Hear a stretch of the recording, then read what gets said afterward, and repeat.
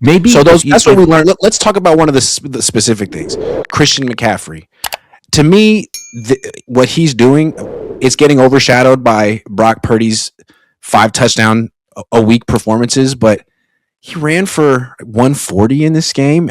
He's looking like the guy who was the offensive player of the year 2 years ago. I mean, if he can do this, it really does open up the whole offense and make everyone's job easier. This is huge.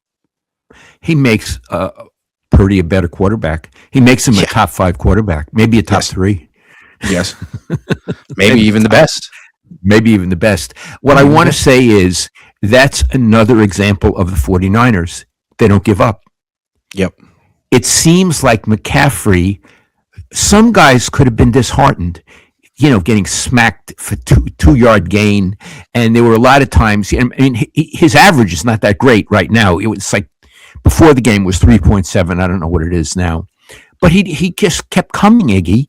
He kept coming, like Julio Cesar Chavez. And I admire that about him. Also, when he's running well, he is so clever.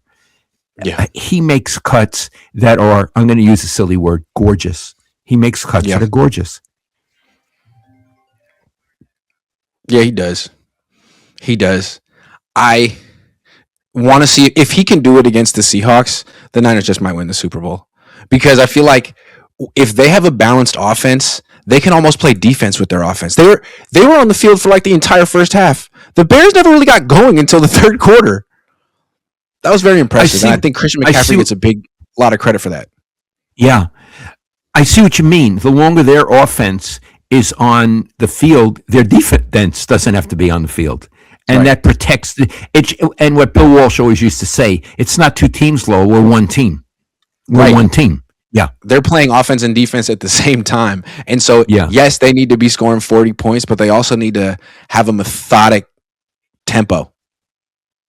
Absolutely. Absolutely. Yeah. Take time, all of that. Yeah. I want to compare him to Debo, too. We talked about moving on from Debo was so key. Kyle sort of gave Debo the same grace and treatment he gave Christian this year. Like, Christian was having a bad year, but it wasn't necessarily all his fault. And Kyle just never wavered. Like, he's great. I don't know what you're talking about. Kind of like what Jim Harbaugh would do. Nope, he's really good. We're going to keep giving him the ball like it's 2 years ago. And it finally paid off. He took the same approach with Debo last year. It didn't pay off. And maybe that just shows how loyal, how stubborn, good, bad thing Kyle is. Maybe it just shows the difference between Debo and Christian McCaffrey. Obviously it does. Well, I understand that Kyle is loyal to veterans and loyal to people who have produced for him. And that is both a strength and a weakness in and of itself. It's a strength when he stuck with Purdy, when he stuck with McCaffrey, not when he stuck with Debo. One big difference that I believe between Debo and McCaffrey is always in shape. And I think last season, Debo wasn't. That's true. I agree. I mean, McCaffrey, the question is like, at a certain point, he'll be 30, 31, 32, and he just won't be as quick and dynamic anymore. We saw that. It's looked like we saw that earlier this year. Debo's issue was just he didn't seem to take it as seriously. Christian takes it extremely seriously. Yeah, and which is why I respect Christian. I don't particularly respect Debo Samuel. Yeah.